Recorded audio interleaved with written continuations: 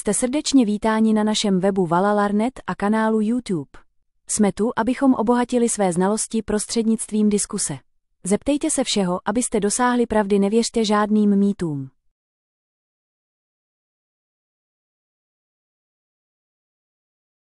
Historie Valalar. Historie muže, který zvítězil nad smrtí. Proč bychom měli číst Valalarovu historii?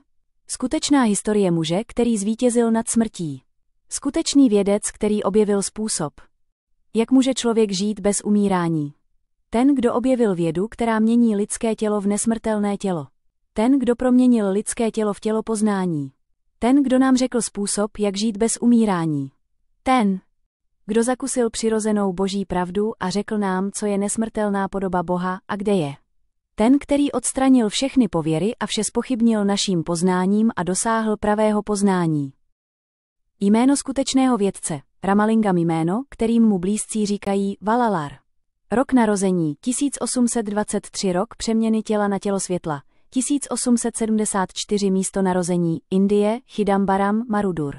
Úspěch, ten, kdo objevil, že člověk může také dosáhnout stavu Boha a nezemřít, a tohoto stavu dosáhl. V Indii, v Tamil Nadu, ve městě zvaném Marudhur, ležícím 20 kilometrů severně od města Chidambaram, se Ramalingam alias Valalar narodil v neděli 5. října 1823 v 1754. Valalarův otec se jmenoval Ramayach a jeho matka se jmenovala Chinamai. Otec Ramayach byl účetní Marudhur a učitel, který učil děti. Matka Chinamai se starala o dům a vychovávala své děti. Valalarův otec Ramayach zemřel v 6. měsíci po jeho narození. Matka Chinamai s ohledem na vzdělání a budoucnost svých dětí odjela do Chennai v Indii. Valalarův starší bratr Sabapati studoval u profesora Sabapati z Kanchipuram. Stal se mistrem v epickém diskurzu. Peníze, které vydělal chozením na besedy, použil na podporu své rodiny. Sabapati sám vychoval svého mladšího bratra Ramalingama. Později ho poslal studovat pod učitele, u kterého studoval, Kanchipuram profesora Sabapatiho. Ramalingam, který se vrátil do Chennai, často navštěvoval chrám Kandasamy. Byl šťastný, že mohl uctívat lorda Murugana v Kandakotamu. Již v mládí skládal a zpíval písně o pánu. Ramalingam, který nechodil do školy ani nezůstal doma, byl pokárán svým starším bratrem Sabapatim. Ramalingam však svého staršího bratra neposlouchal. Sabapati proto přísně nařídil své ženě Papati Amal, aby přestala podávat jídlo Ramalingamu. Ramalingam souhlasil s žádostí svého drahého staršího bratra a slíbil, že zůstane doma a bude se učit. Ramalingam zůstal v horní místnosti domu. Kromě doby jídla zůstával v místnosti jindy a aktivně se zabýval uctíváním Boha. Jednoho dne byl v zrcadle na stěně u vytržení a zpíval písně a věřil, že se mu zjevil Bůh. Jeho starší bratr Sabapati, který přednášel o mytologii, se kvůli špatnému zdraví nemohl zúčastnit přednášky, se kterou souhlasil. Požádal tedy svého mladšího bratra Ramalingama, aby šel na místo, kde se měla přednáška konat, a zaspíval nějaké písně, aby vynahradil svou neschopnost přijít. V souladu s tím tam Ramalingam šel. Toho dne se sešlo velké množství lidí, aby si vyslechli Sabapatiho přednášku. Ramalingam zaspíval několik písní, jak mu řekl jeho starší bratr. Poté lidé, kteří se tam shromáždili, dlouho trvali na tom, že by měl přednést duchovní přednášku. Ramalingam tedy také souhlasil. Přednáška se konala pozdě v noci. Všichni byli ohromeni a obdivovali se. Byla to jeho první přednáška. V té době mu bylo 9 let. Ramalingam začal uctívat ve věku 12 let v Tiruvotriur. Každý den chodil do Tiruvotriuru z oblasti 7 studní, kde žil. Po naléhání mnoha Ramalingam souhlasil se sňatkem ve věku 27 let. Oženil se s dcerou své sestry Unamulai, Tanakodi. Manžel i manželka nebyli zapojeni do rodinného života a byli ponořeni do myšlenek na Boha. Se souhlasem jeho manželky Tanakodi je manželský život dokončen během jediného dne. Se souhlasem své ženy pokračuje Valalar ve svém úsilí dosáhnout nesmrtelnosti. Ramalingam chtěl poznat pravého Boha prostřednictvím poznání. Proto v roce 1858 opustil Chennai a navštívil mnoho chrámů a dostal se do města zvaného Chidambaram. Když správce města Karunguzhi jménem Tiruvengadam viděl Valalara v Chidambaramu, požádal ho, aby přišel a zůstal ve svém městě a svém domě. Valalar, spoutaný svou láskou, zůstal v sídle Tiruvengadam 9 let. Skutečný Bůh se nachází v mozku v naší hlavě jako malý atom. Světlo toho Boha se rovná jasu miliardy sluncí. Proto, aby prostý lid pochopil Boha, který je světlem v nás.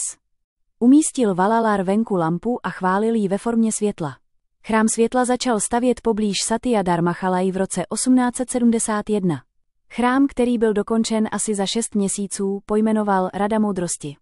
Postavil chrám ve městě zvaném Vadalur pro Boha, který sídlí ve formě světla jako velké poznání v našem mozku. Skutečný Bůh je poznání v naší hlavě a pro ty, kteří to nemohou pochopit. Postavil chrám na zemi, zapálil v tom chrámu lampu a řekl jim, aby o té lampě uvažovali jako o Bohu a uctívali ji. Když soustředíme své myšlenky tímto způsobem, zakoušíme Boha, který je poznáním v naší hlavě. 20. dne 10. měsíce roku 1873, v úterý ráno v 8 hodin, styčil vlajku před budovou zvanou Siddhi Valakam ve městě Metukupam a pronesl dlouhé kázání shromážděnému lidu. Toto kázání se nazývá obrovské vyučování. Toto kázání vede člověka, aby byl vždy šťastný. Odpovídá na mnoho otázek, které v člověku vyvstávají. Kázání je o prolomení našich pověr. Říká, že pravou cestou je poznat a zažít pravdu přírody takovou, jaká je. Nejen to. Sám Valalar položil mnoho otázek, které nás nenapadly, a odpověděl na ně. Tyto otázky jsou následující. Co je Bůh? Kde je Bůh? Je Bůh jeden nebo mnoho? Proč bychom měli uctívat Boha? Co se stane, když nebudeme uctívat Boha? Existuje něco jako nebe? Jak máme Boha uctívat? Je Bůh jeden nebo mnoho? Má Bůh ruce a nohy? Můžeme pro Boha něco udělat. Jaký je nejjednodušší způsob, jak najít Boha? Kde je Bůh v přírodě? Jaká forma je nesmrtelná?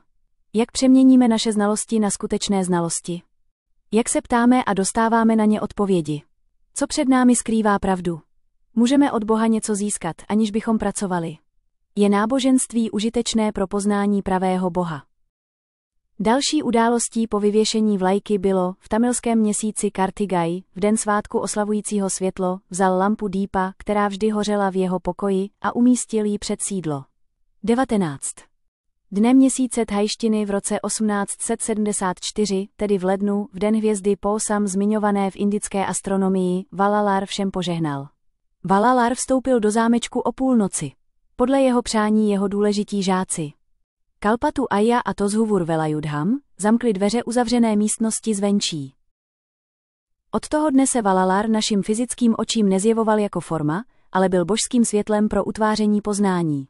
Protože naše fyzické oči nemají moc vidět tělo poznání, nemohou vidět našeho Pána, který je vždy a všude.